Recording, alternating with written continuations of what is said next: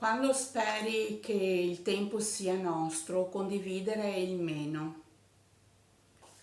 Sapere di amare è l'unica alternativa perché non vi sono più dubbi che il reciproco sia qui pro quo.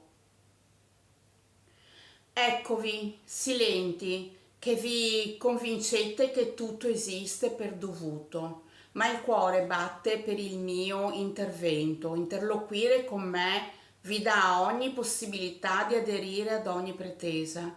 Io amo e anch'io codesta, chi che sia se non la regina nera.